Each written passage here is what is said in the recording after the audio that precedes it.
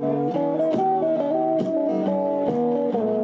today, we want to celebrate this first milestone, but know we have more work to do. And this project is important if you don't know, because there's a lot of lack of opportunity sometimes in the city.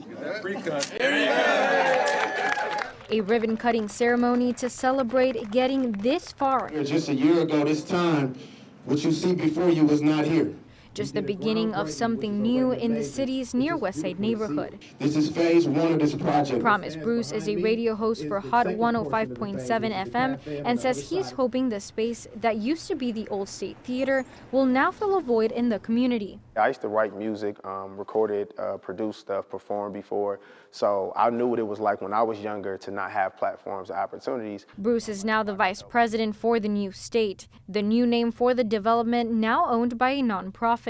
And the city of Milwaukee, you know, was pretty much willing to knock it down and get rid of it. He gave me a tour of the theater, which he says was abandoned for 2 decades until the city of Milwaukee acquired it in 2013. And so as we're walking, I'm noticing that, you know, there's a lot of destroyed particles. The wall is completely, everything is kind of absolutely old and damaged. So when we got it when it was basically saved from a fire back in 2017.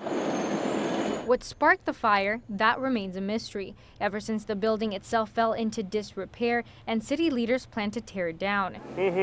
But before the wrecking balls arrived, there were those like Dima Pogdrev nearby who sparked an idea. I got a call from John Hennessy, and he goes, "Hey, Dima, I don't know if you remember, this is John Hennessy with Hennessy Group. We met like 10 years ago. I showed you a property I was redeveloping when you were looking for a studio space. Well, it's done now. I'd love to give you a tour of this new space."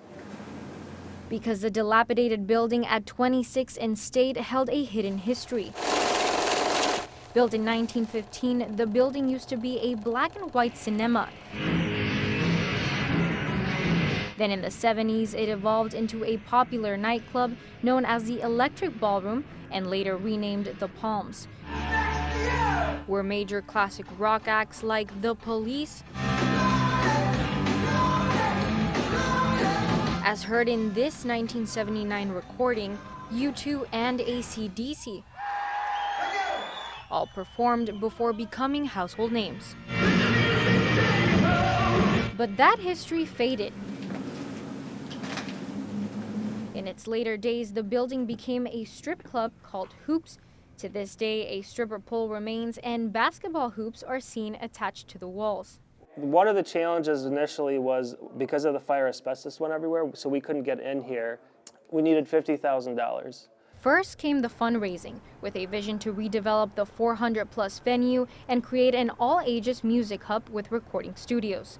The name will be Denali's. The old bar next door was acquired to turn into a cafe, and the green space on the corner of 26th and State Street is expected to be a music park.